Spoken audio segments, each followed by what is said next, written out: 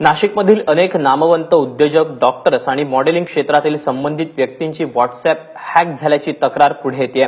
Cyber sale स्टेशनमध्ये अज्ञातांविरोधात गुन्हा दाखल करण्यात आलाय। आतापर्यंत 20 जणांचं अकाउंट हॅक झाल्याची तक्रार ही दाखल करण्यात आली आहे।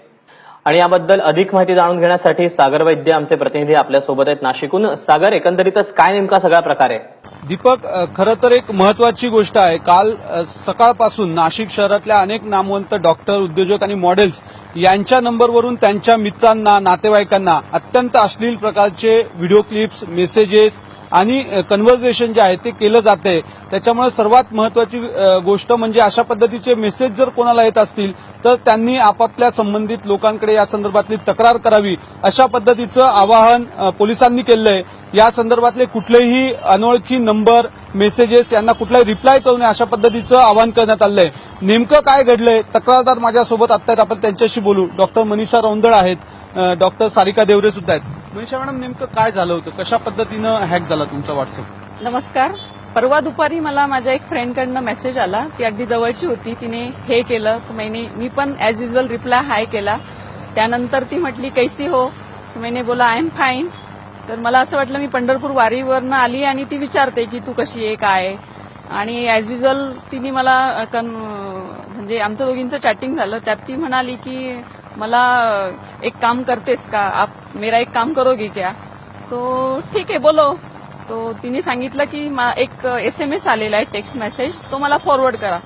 तर मी क्षणभर विचार केला हिला कशाला पाहिजे असेल, पण तिने खूप घाई केली त्या मेसेजेसमध्ये की नाही जल्दी जल्दी भेजो, बहुत अर्जंट आहे।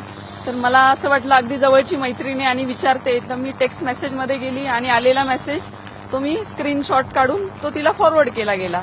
आणि त्यानंतर थोडे अश्लील चॅटिंग स्टार्ट झाली। मला मीटिंग असल्यामुळे मी दुर्लक्ष केलं। एक क्षणभर डोक्यात आलं होतं की चला एक कॉल तरी करू, ती अशा प्रकारचे का मेसेज पाठवते, पण मी घाईत असल्यामुळे त्याच्याकडे दुर्लक्ष केलं आणि ह्या बाबतीत मी सगळं विसरून गेली की असं काहीतरी झालंय किंवा मेसेजेस आहे। पण दुसऱ्या दिवशी जेव्हा मला व्हॉट्सअपवरनं कॉल आला, कंपनी कॉल असावा तो, आणि व्हॉइस मेसेज होता, ते एक OTP नंबर देत होते, तो मी घेत होती आणि तोपर्यंत माझं व्हॉट्सअप बंद होऊन गेलं। तर मी रिट्राय करत होती तो OTP नंबरनी, पण माझं व्हॉट्सअप ओपन होतच नव्हतं। आणि क्षणार्धात माझ्या फ्रेंडचा एक फोन आला की मॅडम तुम्ही अशा प्रकारचे काय मेसेज पाठवताय? म्हटलं नाही, मी सकाळपासून मेसेज पाठवलाच नाही काही। हो म्हणे, आत्ताच तुमच्या व्हॉट्सअप नंबरवरनं मला मेसेज आलाय आणि मला प्रश्न पडलाय की तुम्ही म्हणजे अशा प्रकारचे का मेसेज पाठवताय? तर मला थोडं स्ट्राईक झालं, हे नक्की काहीतरी वेगळं असावं। मी रिपीट तिला कॉल केला, नक्की सांग तुला काय मेसेजेस आले। तर तिला सांगायला ते कसं तरी वाटलं की नकोय असं सांगायला, म्हणून मी तिला म्हटलं की मला काल अशा प्रकारचे SMS आले, सेम तुला तसे आले का? हो एक्झॅक्टली तसेच SMS अश्लील मेसेजेस मला आले। आणि मग मला हे स्ट्राईक झालं की हे नक्की काहीतरी वेगळं घडतंय।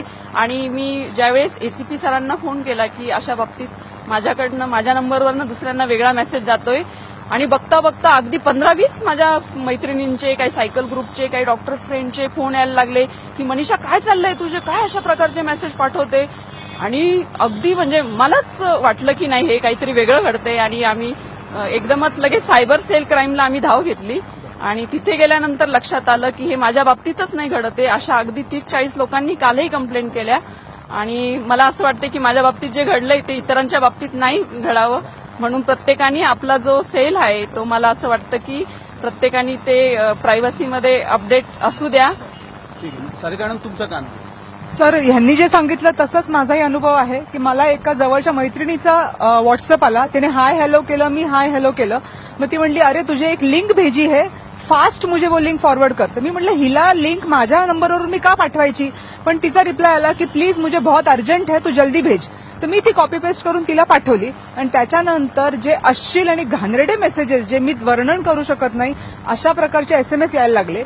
मी त्या मैत्रिणीला फोन केला की अगं तुम्हाला का बरं असे SMS पाठवतीये? ती म्हटली अगं माझा मोबाईल दुसरं कोणतरी ऑपरेट करते आणि मला स्ट्राईक झालं की माझा मोबाईल हॅक झालाय। त्यानंतर आम्ही सायबर सेल क्राईमला जाऊन यांच्याकडे कंप्लेंट केली आणि बाकीच्या मैत्रिणींना पण वॉर्न केलं की जो तुम्हाला 6 डिजिट व्हॉट्सअप कोड येतोय तो कोणाशी शेअर करू नका, नाहीतर मग सगळ्यांचे मोबाईल पाठोपाठ हॅक होत आहेत। इथे कुठल्याही असोसिएशनचा काही संबंध नाहीये। ते म्हटले की कोणी सायकलिंग किंवा डॉक्टर असं नाही, पण ते प्रत्येक फिमेलला टार्गेट करतायत। आपण बघू शकतोय की किती भयानक अनुभव आहे। माझ्यासोबत संगणक तज्ञ आहेत दीपक, आपण त्यांच्याशी बोलू। विशाल, मला सांगा, हे जे काही अशा पद्धतीने हॅकिंग केलं जाते, कशा पद्धतीने प्रिव्हेंटिव्ह राहिलं पाहिजे लोकांनी? बेसिकली तुम्ही बघाल तर व्हॉट्सअपमध्ये आणखी पण ते OTP आहे, म्हणजे सिक्युरिटी फीचर आहे. पण हे सगळे जे इन्सिडेंट्स होत आहेत ना, याच्यात आपण एकच समजते आपल्याला की थोडा आपण केअरलेसनेस आहे इथं, थोडे कॅज्युअली घेतलेलं आपण. म्हणजे जर अनोळखी किंवा मित्राने जरी तुम्हाला काही लिंक विचारली की तुम्हाला OTP पाहिजे वगैरे, तर we should not share it directly. आपण एकदा व्हेरीफाय तर करायला पाहिजे की हे काय आहे ते. ह्याच्यात असं आहे की दोन गोष्टी होऊ शकतात. एक तर तुमचे जे कॉन्टॅक्ट आहेत, जे जेन्युइन कॉन्टॅक्ट आहेत, त्यांचा फेक अकाउंट पण तुम्हाला विचारू शकतो की मला ते OTP शेअर कर, किंवा तुमच्या कॉन्टॅक्टचा पण व्हॉट्सअप हॅक झाला असू शकतो, तो तुम्हाला विचारू शकतो की मला OTP द्या म्हणून. तर बेसिक सिक्युरिटी मेजर हेच घेतलं पाहिजे की तुम्ही तुमचे जे प्रायव्हेट इन्फॉर्मेशन आहे, OTP वगैरे, हे कधीही कोणाशी शेअर नका करू. त्यामुळे व्हॉट्सअप युजर्सची चिंता वाढवणारी खरं तर ही बातमी आहे. नाशिकमधील अनेक नामवंत उद्योजक, डॉक्टर्स आणि मॉडेलिंग क्षेत्रातील संबंधित व्यक्तींची व्हॉट्सअप हॅक झाल्याची तक्रार पुढे येते. काहीतरी तांत्रिक बिघाड आला, त्यामुळे नाशिकपर्यंतचे व्हिज्युअल्स आपल्यापर्यंत पोहोचू शकत नाहीयेत. दरम्यान अनेक जणांचे जे व्हॉट्सअपचे अकाउंट आहेत ती हॅक झालेली आहेत. कदाचित हा व्हायरस तुमच्यापर्यंत सुद्धा पोहोचू शकतो, त्यामुळे याची काळजी घेणं हे तितकंच गरजेचं आहे. आणि याबद्दलचे जे अधिकचे अपडेट आहेत ते आपण सागरकडनं पुन्हा एकदा पाहणार आहोत. तुर्तास सागर, धन्यवाद दिलेल्या माहितीबद्दल.